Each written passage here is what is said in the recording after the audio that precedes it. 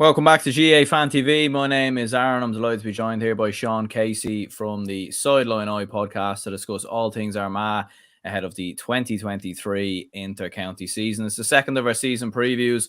Obviously, looking at Armagh, certainly a very good year, as most people would expect from an Armagh perspective last year. Obviously, getting to an All-Ireland quarter-final, third in the league. And obviously, Sean, great to have you on once again, I suppose a bit like last year. Well, Aaron, how's things? Thanks for inviting me back on. Yeah, a good year for Armagh, definitely, Aaron. I think the big thing was the league, because the 2021 league was the regional league, so Armagh were playing Tyrone, Monaghan and Donegal, who they're nearly sick of playing at this stage, between the McKenna Cup, the league and the championship. So to get a good crack at the likes of Dublin, Kerry, Mayo, it was important for Armagh this year, to see where they really were. And I know Mayo and Kerry beat them, but wins over Dublin and Tyrone, the first two games were huge for Armagh. And as you say, to finish third, it was a big thing for them. So probably this year, they're probably looking to, obviously remain in Division 1 once again. I think that's what all the teams is the first target.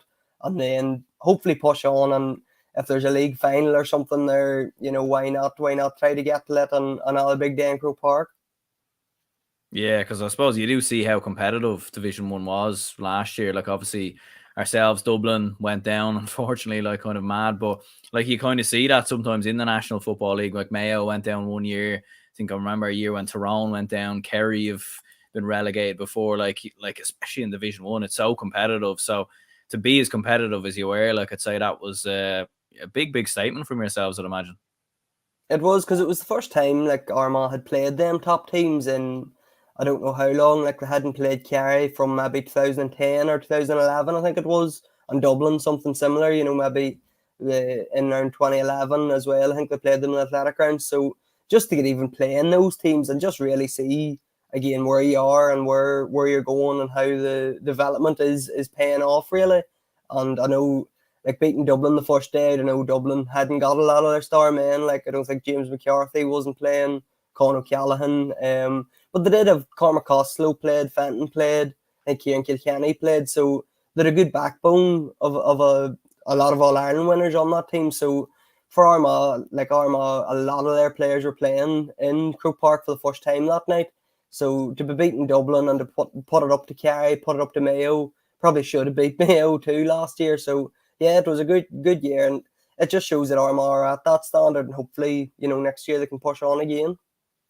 Yeah, because it did seem like at times last year when I was watching Armagh, even going into the league and going into the championship, you could see the amount of quality players that you have in the likes of Rian O'Neill and obviously Conor Turbett look very good. Stephen Campbell, Charlie Oak Burns, obviously a wing back, Ethan Rafferty in goal, and obviously a very established manager and Kieran McGeeney who knows Armagh better than anyone. So I know for myself as a neutral, and I'm sure for yourself as a supporter, it's kind of been one of those things where I've looked at Armagh and thought, surely at some point, they're going to click and they're going to start winning games and playing great football. And I suppose maybe it has been a bit of a while coming, but it must be great to have finally gotten some of those great days out last year, which Armagh have very much been deprived of for maybe a decade or so. Yeah, it definitely feels like that, and that, they are finally going to compete now and test themselves against the big teams every year. And two games in Croke Park, that league game against Dublin, and then playing Galway in the championship as well. I can't remember the last time Armagh played twice in Croke Park. You're probably going back to maybe 2006, possibly, the last time they played two games in Croke Park in 1 year. So it was a great year that way, and a lot of young boys too come in through. Kieran Mackin had a great year. It was his first year. You mentioned Conor Turbett. I think this was maybe his third year into the team. Tiernan Kelly as well only get into the team this year. So there's a lot of boys coming through, a lot of young boys coming through that we're hopefully going to see more of this year, and hopefully they can push on again, as I said. And maybe, it's probably going to be about the championship, and with Armagh's nearly saying that every year now, that it's about getting to an Ulster final or winning an Ulster now. Kieran McGeeney's been there. I think this is going to be his 9th year.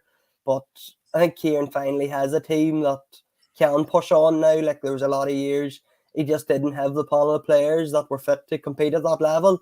But I think he does now. So hopefully we're all hoping in Armagh that this is the year that he can push on and maybe get an Ulster title. Absolutely, yeah. Like, and do you think that's what it was, maybe, in terms of the strong start to the league, the fact that, like, a lot of the players probably more settled in now, like into their second or third year, like you mentioned with Conor Turbitt and a few other lads, like obviously in previous years gone by, and obviously with COVID as well, that was a massive disruption. Like what you said, you only got to play the Ulster teams when you're in Division 1. So you think maybe having those lads sort of more settled in, more game time was kind of key to the good year that Armagh had? Yeah, it probably is, Aaron. Yeah, that is probably one of the big reasons. And there's a lot of experience in the team as well. The likes of Aidan Falker, Rory Grugan, Mark Shields, them boys have all played over 100 games for Armagh now. So there's a lot of experience in that camp as well. And mix in the quality that's there as well. Like you touched on a couple of names.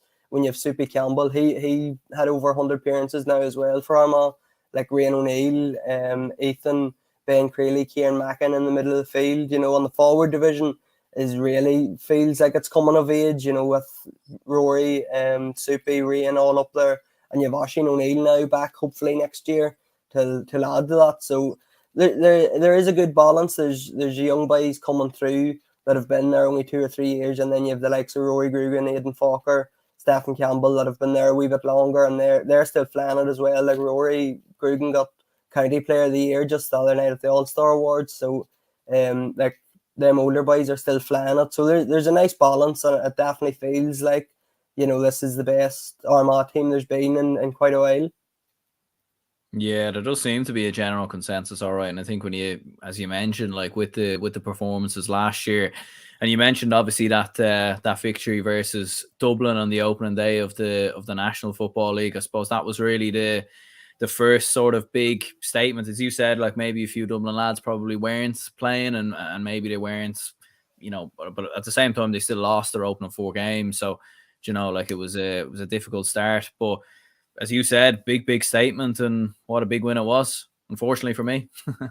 Yeah, well, that's, I think, coming out of the game, Armagh didn't care who was playing for Dublin, who wasn't. Armagh won the game, so it really felt like that. Like, while, like if they met in the heat of the summer championship, would Armagh beat them? Probably not. But that night, it didn't seem to matter, because you were going in hope rather than expectation. There was more excitement about getting back to play Dublin and to play in Croke Park rather than actually thinking you were going to beat them. And then I think Jason Duffy and Rian got 2 goals in the first half, and then you started to realise, God, maybe Armagh are going to push on and win this game. But I think that did seem to set down a marker, and it certainly it ignited a lot of excitement in the county as well, because they followed that up the following week. Then they beat All-Ireland champions Tyrone, so that was 2 huge wins under their belts. And I know Kieran McGeeney after the games kept pleading for everybody, just don't get too excited or carried away. But I think you've seen the colour that Armagh brought to the championship, and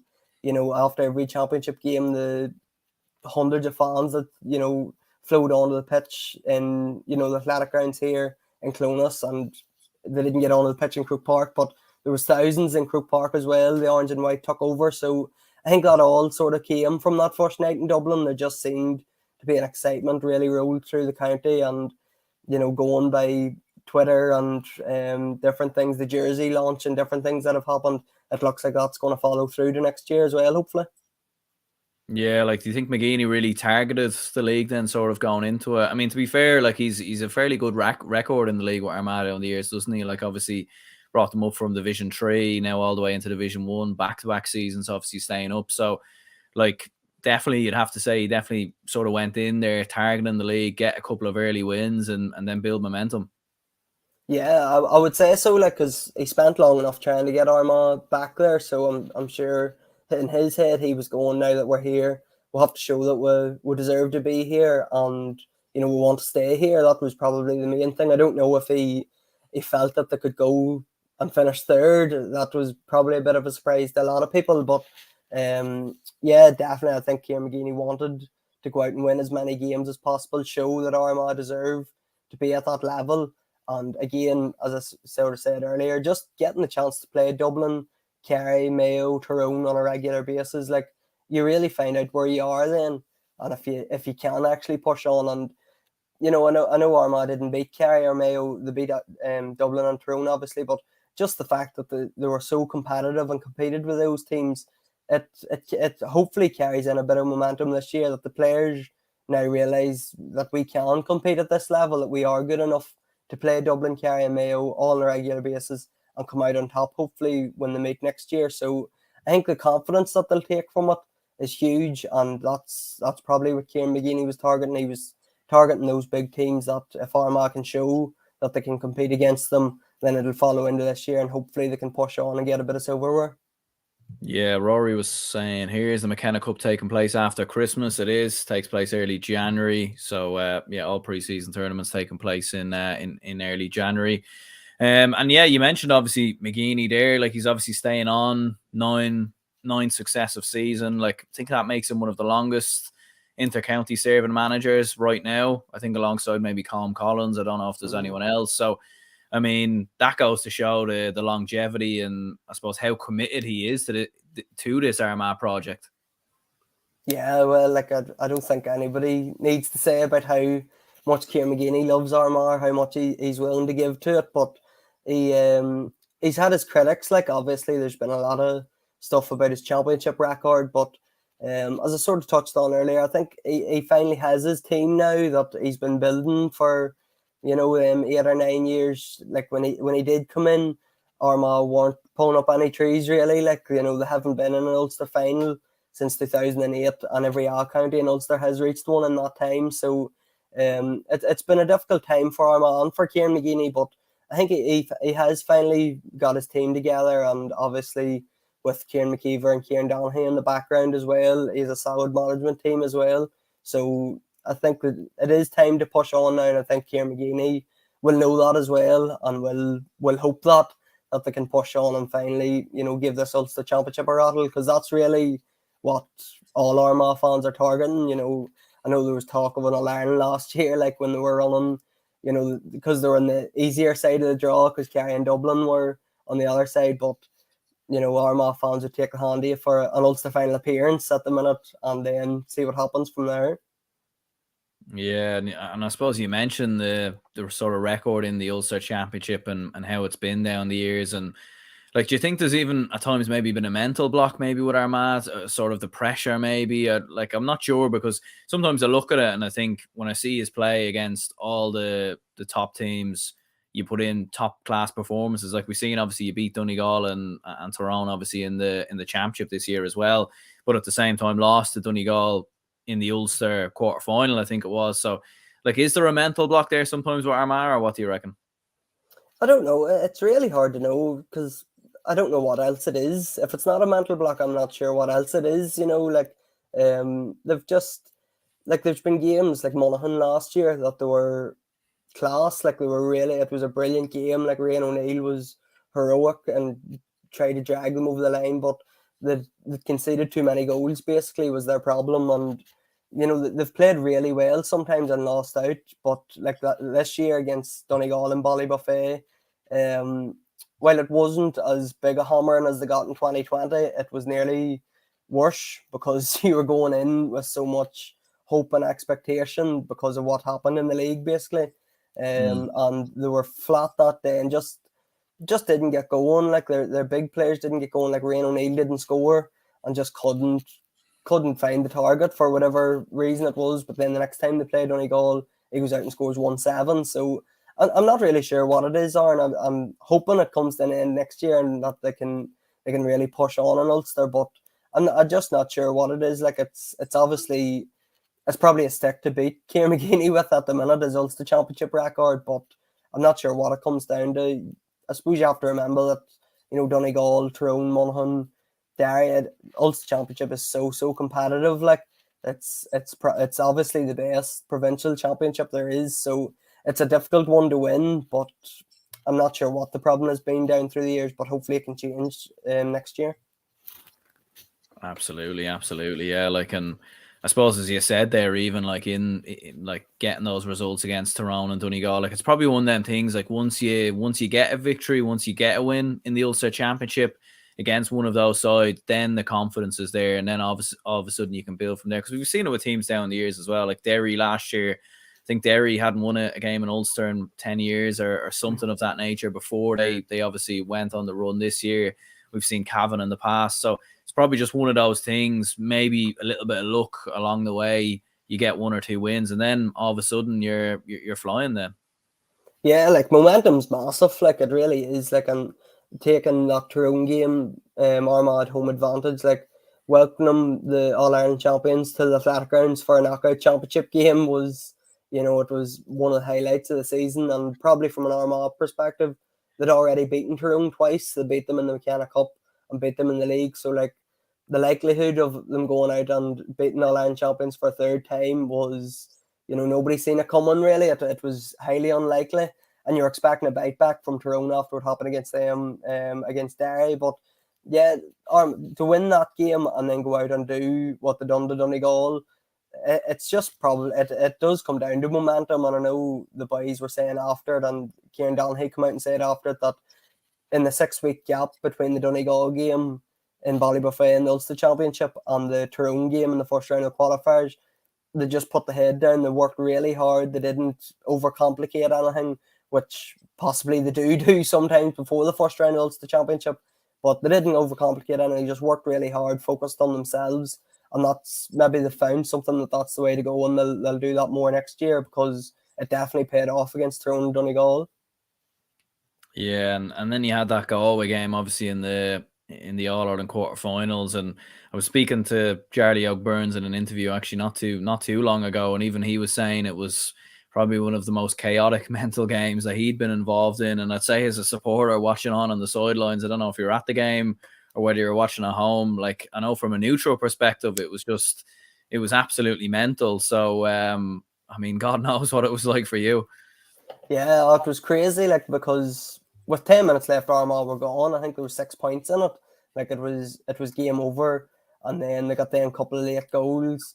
Galway, I think, come up and got a goal as well. So it was really crazy. And then with Rains free, you were just hoping that, because I can't remember who it was fouled. It was maybe Ethan was fouled, but Aidan Falker took the free quick. And you were hoping that they could work something, but then the referee pulled it back. I think there was somebody down injured or something. So Rain got the chance, and like, what an unbelievable free it was. And you really didn't think at that stage it looked like Armagh were dead and buried. But as we were talking about momentum, once they got them few goals and pushed up on Galway, and like Rain, that effort was class. And the noise in Croke Park that day is something that, Armagh fans will never forget, that the noise once that point went over the bar. It was incredible to be there and to witness it. And it was such a crazy game. It was probably the game of the championship, because it literally had everything: goals, super scores, red cards, the row, extra time, penalties. Like, it was everything that you would want in a championship game. It's just unfortunate Armagh lost out in the end, and Galway obviously went on to the Ireland final. Yeah, because I remember watching it and I was thinking, when you got those 2 late goals and Rian O'Neill scores and the way the game has gone, you're kind of thinking, surely you're going to go on and win this now. Because I know from down the years, like watching other sports and even in Gaelic football, hurling, all the rest, like sometimes when you get those lucky breaks, when you get those lucky moments, and then it goes to extra time and all of a sudden the red cards are gone, it's back to a level playing field, you're thinking, surely this is going to be our day. But as you said, on penalties to lose, like, fairly cruel. But ultimately, it is one of them things, like in football, sometimes when it goes down to penalties, where it's one thing or the other. Like, I think the perfect example was Morocco beating Spain earlier. You can just never predict what happens when it goes to penalties. Yeah, I think the 2 boys that missed maybe from, I think it was Soupy and Connor Turbot. Like, you would literally put your house on them scoring penalties. So yeah, it's just one of them things. And like, tired legs and the wet surface and the rain pouring down, like it was so unpredictable, and it was so heartbreaking for, the likes of Turbot's only young fella coming through, and like, he's a bright future, and Soupy had such a incredible season. It's disappointing for them to, miss them chances. And I suppose Ethan as well in the nets, like, he's only been doing goals for whatever it was, 3 or 4 months, and then he's facing expert penalty takers in the likes of Shane Walsh and Matthew Tierney. So yeah, it was disappointing, Aaron, but it was an experience. Like, it was definitely, from an Armagh fan's perspective, with the Armagh GAA Twitter page put out a tweet that they wanted to turn, Croke Park orange, and they definitely did that. Like the thousands of Armagh people that turned up, it was such a great occasion for Armagh to be back in Croke Park. It felt like you were back in the big time. And while they didn't win, again, it's that experience and hopefully the confidence that Armagh can compete at this level, and hopefully again next year, if they do get to that stage, they'll learn from that. Yeah, like you mentioned there as well, even about Armagh very much turning Croke Park orange, and like that's one of the things, isn't it, about Armagh? Like they're one of those counties. Like I think Mayo are probably very similar. They just bring so many fans, like and maybe a few other counties here and there in hurling or whatever. But like, yeah, I'd say the atmosphere that day was just absolutely mental. Like probably came out not being able to hear yourself and all the rest, because from looking at it on the TV and seeing Twitter videos and everything else, like it just sounded absolutely mental. Yeah, it was crazy, and as I said, the point, Ryan O'Neill's point, like it was so loud and so much noise and cheering, but it was it's strange, like because after the game, Mayo and Kerry were playing, and what before the game Yeah. built up as a classic, or anytime you're going to see David Clifford, you're going to take it in, but like literally Armagh fans just didn't know what was happening in that game. You were just sitting with a blank face on you. You seen the ball being kicked up and down the field, but you had no interest in it because the energy was just completely zapped out of you after that Galway game. Like it was so exciting, and there were so many emotions in it. It was such a roller coaster. You go from the excitement to the heartache till not having a chance, been beaten, to coming back to win it and be beat again, and it was crazy. But it's championship football, like that's one you live for, like games like that. And it was a really proud day to be from Armagh.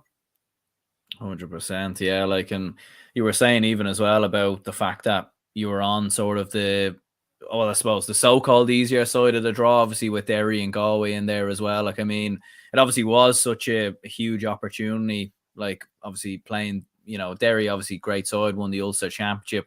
Not sure what way that game would have went. Obviously, Galway in the end were fairly comfortable winners, but I suppose missing out on that chance to be on that side of the draw, potentially get to an All-Ireland final, like I'd say that was probably what made it maybe more disappointing as well. Like I know when I think back to Dublin in 2010, they had a similar situation where they were kind of on the better side of the draw, even though they were up against Cork and went on to win the All-Ireland. But it was one of those years where it kind of opened up and you felt like you had a real chance. So I'd imagine as an Armagh fan, maybe you kind of felt something similar after that Galway defeat. Yeah, it probably is something similar to that, Aaron. Like probably in them days as well with Dublin, getting to an All-Ireland semi-final was massive, and it would have been the same for Armagh too.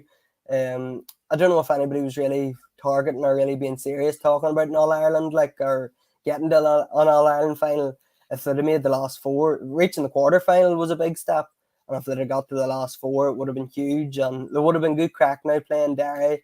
Kieran McGeeney would have a big history with Rory Gallagher because of his time in Donegal and Fermanagh and that, so it would have been interesting to see how that panned out, and we'll probably see it at some stage over the next year or two, the two teams playing out. But like, it was disappointing not to get to the semi-final, and then once you're there playing Derry, anything can happen. So it was a disappointing one, but hopefully they'll get back to that stage at some point in the near future. Yeah, and moving into 2023 then, obviously, I mean, you've, as we said, Kieran McGeeney staying on, Kieran Donaghy staying on as well, despite the Roscommon links and everything else that sort of went down there. And like, it looks from what I've seen, you've got the main bulk of your players anyway. It's not like anyone's opted out or anyone's gone off playing AFL. So that must be a big boost as well to sort of, it looks like you're going to keep a lot of those key lads in around the panel anyways. Yeah, I'm not 100% on the ins and outs, but I think Brendan Donaghy, he's retired, so he's possibly the only one from last year's squad that's not going to be available again. And then you have, from that Galway game, I don't think, Tiernan Kelly didn't play. He was injured. Oisin O'Neill didn't play. He was injured. Now Grimley didn't play, injured as well. So, while there's not that many changes in the panel, there'll hopefully be an extra few bodies coming in, the likes of them boys that were injured, and they're probably 3 guaranteed starters as well with Armagh. I'm probably missing a few there as well. Kieran Mackin only come on in that Galway game. I think Conor Mackin maybe only come on in that Galway game. So there's a lot of players hopefully coming back into the fold as well that were injured, and particularly Oisín O'Neill. Rian obviously catches all the headlines and everybody knows Rian, but Oisín's just as good. Club level, Oisín O'Neill is super. Like, he just hasn't got probably a proper crack at it with Armagh yet. He's maybe a bit injury prone or unlucky with injuries. So I don't think there's that many players stepped away, or there's certainly nobody else has retired outside Brandy Donaghy. But to get them extra boys in next year is going to be such a huge boost to the starting team. Absolutely, yeah. Like, what kind of players do you think might come into the team, maybe, or some younger lads maybe come in around the panel? Like, I'd imagine maybe like the starting 15 mightn't change too much in terms of like your strongest starting 15, but in terms of new lads, maybe, or fresh faces in around the panel who might have impressed in the Armagh Senior Club Football Championship or anything of that nature, like anyone you can think of who might come in? I think the big one's probably Cian McConville. He's been knocking about, the club scene for, I think he started playing senior football in 2018, so that's 4 years now. And last year, I think he was second top scorer in the championship. This year, he was top scorer, got man of the match in the final, got senior player of the year. So I think it's going to be his time to step in. He's been in and around the county maybe a year or two now. He was certainly on it last year. And he's going to be the one to watch, I think, for a lot of people. Everybody knows him already because he's McConville from Crossmaglen. The name, suddenly it jumps out. Yeah. And the fact he's Rian O'Neill's cousin as well. But I would love to see him get a couple of games under his belt in the McKenna Cup in the league now, to see what he's like at this level, and can he really showcase his talents on this level, because he's such a super skillful footballer. He's an out and out sharpshooter, but as he showed in the county final as well, he has that work ethic to get up and down the field when he needs to and go and hunt the ball, and he can go and win his own ball as well. He's a brilliant passer of the ball. He showed that in the club championship as well. So he's sort of, when he burst onto the scene, it was as a nippy corner forward that could take a score, but now he seems to have he's got everything in his locker. He's maybe a wee bit small, would be the only if you were looking for a weakness, but there's skillful footballers that have been small before that sort of get away with because of how good they are. So I think he could be one of them. I'd love to see him get a couple of run-outs next year just to see where he's at. Yeah, like, because I've heard his name a good bit. Like, I think I might have even been asking you about him last year as well. Like, I mean, and obviously the name McConville, like, it does stand out. It's a name you'll remember, as opposed to maybe some other players. But yeah, like what you said, like, I think him coming into the team could be crucial. Like, do you think it's maybe a case of just the fact that he is quite young and raw? That's maybe why he hasn't featured too much in the panel. Maybe the fact that there's a lot more senior, more experienced players in there, or what do you reckon? Yeah, probably is that. You probably have to bide your time. There's very few players that, certainly in Armagh, that I can think of the last couple of years that have just come straight into the starting team. Kieran Mackin last year is probably the best example. He came straight into the middle of the field and held his position there. The forward line's probably different because they have so many good forwards, and the likes of Conor Turbot, he's been there 2 or 3 years and he hasn't nailed on a starting spot yet. Ross McQuillan's back now as well there. Obviously I mentioned the likes of Oisín O'Neill and TK, Aidan Nugent's joint captain, Rian O'Neill, Stephen Campbell, Roy Grugan. It's such a hard spot to try to break into that forward line. Jason Duffy's another one, enjoyed a really good year last year, so it's very difficult to break into that forward line, and I'd imagine he is going to get a chance somewhere down in the line, and I'm just hoping that he can take that chance, because if he plays at that level with a bit of confidence in beside, Rian O'Neill, it would be a massive addition to Armagh to have somebody like him in the starting team. 100%, yeah. And I suppose going into 2023 then, there was a comment here from Gavin who said, would Armagh's aims be to survive the Division 1 league, or you try aim to win it? And I suppose maybe that's the question I'll put to you, like, because as you said there, finished third in the league, which is obviously huge last year. As you said, like, the main thing is probably not to avoid relegation, but at the same time, like, I'm sure for Armagh fans to get a day out, a National Football League final, like, that would be quite the occasion as well. Yeah, that would be massive. I think first off, Armagh will just want to be safe on their National League fixtures. I don't think they're officially out yet, but I think there was a few going about on Twitter. So they have a lot of difficult games. You know, they're away to Kerry, away to Roscommon, away to Monaghan the first game, and away to Tyrone the last game. So I think safety first is just going to be the first goal, and see what happens after that. But yeah, definitely, if they could get the league final, it would be brilliant, because like Armagh only have one Division 1 title in their history in 2005, and a couple of Division 2 and 3 in recent years. So if they could get the league final, it would be class, like, for Armagh fans to get another day out in Croke Park and another chance to win a bit of silverware. But I think first and foremost, they're just going to worry about getting safe, and then if they can push on after that, hopefully they can do that in the last few rounds. Yeah, because I suppose we were saying how competitive it was and everything else. Like, and I suppose the fact that, as I was saying previously, like you're able to take scalps off some of the big teams, be competitive with the likes of Kerry, Dublin, you know, like Mayo, all the rest. Like, I suppose that gives you a lot of confidence that you will be going into the league and thinking, you know, you might lose one or two games, but you'll have enough there to maybe get a few scalps sort of along the way. Yeah, I think that's the big thing. Like, and you probably, you're targeting Monaghan. That's the first game, and I'm not sure why, but Armagh always seem to play Monaghan early in the league, and that's for both teams. It's always like nearly a crucial one. Whoever loses that is already in a relegation battle. It always feels like that. So I think that there's 2 points in offer there. Like, but I suppose you have to remember too, Monaghan are coming in under Vinnie Corey, new manager. Is going to be, you know, a spring in their step with a new manager. Like Kerry, All Ireland champions now. Galway are going to want to push on again. I think Roscommon have a new manager as well. So it's going to be extremely tight. Like, and it's probably the best Division 1, if without Dublin, you know, that there has been in a couple of years. Like last year was, I think that was said last year, that it was so good, the standard of teams in Division 1, that they all deserve to be in Division 1, and like throw the likes of Dublin, Kildare and Derry into that as well. Like, there's probably a top 10 or 11 you know, in the country. So it's so hard to keep in that top 8, and it's just all about if they can get a couple of early points on the board, and then hopefully once relegation is sort of fought off, it's about pushing on then and seeing where they can go.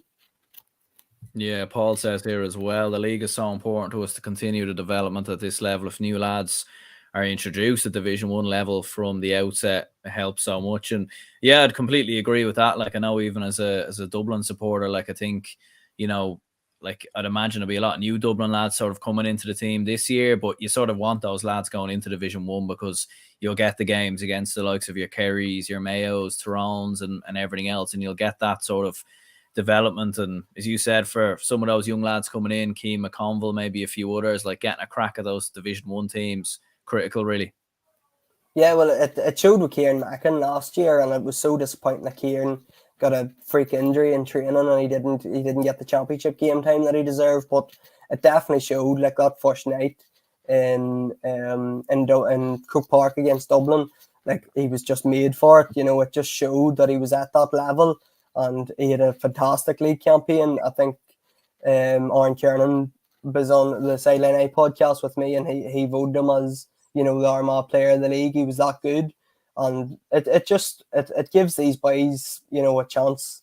There's nothing more you would want as a young fella, I'd imagine, making your Armagh debut in Croke Park against Dublin. It's such a huge opportunity, and it's the same with all, you know, all those players, even the likes of Aidan Falker getting the chance to mark David Clifford.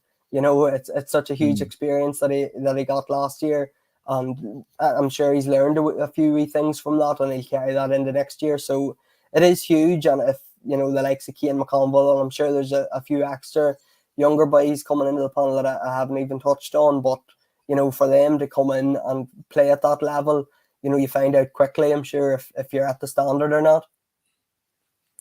Yeah, Galwegian also says here, Armagh definitely dark horses, but a lot like Galway, I don't think it means much when they're basically every year. Then again, Galway were in the same boat for a long time in terms of, I suppose, being sort of the dark horse at the start of the championship every year. And I mean, as you said, going into Ulster, like that's the big focus really for, I think, when you chat to any Armagh fan, really, like, I mean, they're probably fed up of hearing statistic of every other county getting to an Ulster final other than Armagh. I think everyone probably mentions it every year at this stage. So like I think that's the big focus, and you have the quality, you have the players. It's just about a matter of going out and doing it. And as you said, Ulster very, very competitive. You could get a tough draw away to a Tyrone, away to a Derry or something of that nature, but like the quality is definitely there. Yeah, like the dark horses things usually, you're talking about All Ireland stages, but like at least Galway have got there. They've something to feed into now. Like Armagh, it has to be the championship first. The run to the quarterfinal and all last year was unbelievable, and it's been Armagh's best year in a good while. But it has to be about Ulster. They'll have to go and do something now. Hopefully in Ulster, win an Ulster championship, get to an Ulster final. And I think this year, their route, I can't remember who the semi-final parents is, but I know they have Antrim in the first round, and then it's Calvin in the quarter-final if they get through that. So certainly not two easy games, but you've missed a couple of the big hitters there in that, in meeting Antrim in the first round. So there's a possibility there to get two good games under your belt, two big wins, carry a bit of momentum into the semi-final. I think it possibly Donegal are down, maybe, off the top of my head. I can't really remember what the semi-final draw is, but if you could get over them two games and carry a bit of momentum in, then you're in a good place heading into that semi-final, which Armagh will be targeting to get to. Yeah, because building a bit of momentum, like you said, getting a result against Antrim, getting a win, kind of building from there is so key. And ultimately, like in terms of the expectation then, in terms of an All-Ireland or whatever, like as we were saying before, plenty of talent, quality. We've seen teams now really starting to sort of bridge the gap. And you Tyrone 2 years ago, who nobody expected to win the All-Ireland at the start of the year, they went on to do so. As you said, no one really expected Galway to get to the final last year. I don't think anyone expected Derry to even make a semi-final and win an Ulster title. So in the grand scheme of things, like what would you consider a success for Armagh this year? Yeah, well, it has to be Ulster. I think an Ulster title or an Ulster final appearance is the main thing. And then in terms of the All-Ireland series, like, reaching the quarterfinal, semi-final again would be a massive thing for Armagh, because it has been so long. Like the semi-final, I don't think we've been in a semi-final since maybe 2005. I'm not 100% sure on that, but I'd nearly be sure that it's been that long since we were there. Quarterfinal, we were there in 17, got hammered by Tyrone, and in 14 got beat by Donegal as well. So I think getting to the quarterfinal or semi-final stage would be a huge positive for Armagh, but I don't think if you were talking to any of the players or Kieran McGeeney, they wouldn't be looking at far ahead as that. I think it's more about the Ulster Championship. Like Ulster Championship means so much up here. It's so important to everybody up here, and you've seen that. With Derry last year, with them winning it and what it meant, it would mean so much to Armagh if they could get an Ulster final appearance, and if they could get their hands on the Anglo-Celtic, it would really be something special. 100%, yeah. And I suppose looking at the grand scheme of things, then maybe sort of into next year. I know it's sort of a good bit away, but in your opinion, like who would be the team to beat or the team to stop, or who's sort of the best team in the country, would you say, at the moment? Yeah, it's definitely Dublin. I don't think anybody will really argue that. Maybe a couple of Kerry people, but I think with Jack McCaffrey, Paul Mannion, and Conor O'Callaghan, if he's hopefully back fit, I think that's just like they're probably three of the top 5 players in the country. So, and then throw in Pat Gilroy, who's been added to the management team. Obviously, I'm sure he has so much respect in Dublin and within that setup. And he's been there and done that. He knows what he's talking about. So I think them additions to the Dublin team, if them 3 players had been there last year against Kerry, I don't think anybody would argue that they would have beaten Kerry. If one of them had been there, if Conor Gallen had been there, they'd have probably beaten Kerry. So yeah, I think Dublin's the team to beat. I don't know, if Kerry, I think it's Kerry. It has to be Kerry are the main challengers. I don't know outside of that if Mayo, the loss of Oisín Mullen, and possibly Lee Keegan, I don't think that's been settled yet. But I don't know if they're top contenders anymore to challenge Dublin. I think it could come down to Dublin and Kerry, and I would put my money on Dublin just because of the power of them 3 men coming back has. Yeah, that's interesting. All right, I think you might nearly be more positive than me, to be honest. Like, I think I'm still maybe a little bit skeptical, but I think sometimes maybe you're like that when it's your own county. Like, but as you said, like, I mean, Kerry were serious last year. Like, I'm sure they're going to build, come back stronger. Like, obviously now that they've sort of broken the duck, they've kind of broken the voodoo that they had in terms of an 8-year drought. Like, it's one of them things where if they go on and win another one, like, they could dominate. And I think as a Dublin fan, and maybe for yourself and everyone else, I don't think we want to see that happen. It's probably a strange one with Kerry, because last year, like, they were so intent, they went out to win every game, to win the league. I think they won the McGrath Cup they played down in Munster as well. I think they won the league. I think they won every league game bar Tyrone beat them in the last round when they were already in the final. Obviously walked through Munster and the All-Ireland, so can they really repeat that again? Will they go gung-ho to win a pre-season competition? Will they go gung-ho to win the league? Or will they try to pick a wee bit more once it comes to the latter end of the championship? But I suppose the good thing with Kerry is they can go full out in the league, take a bit of a break, stroll through Munster, and then back into it, come the All-Ireland series, come the quarterfinals and the semi-finals. But I'm not sure with the new format what way that leaves it, but yeah, I'd say Kerry, it'll be interesting to see Kerry, but when you have somebody like David Clifford, you're always in with a chance anyway.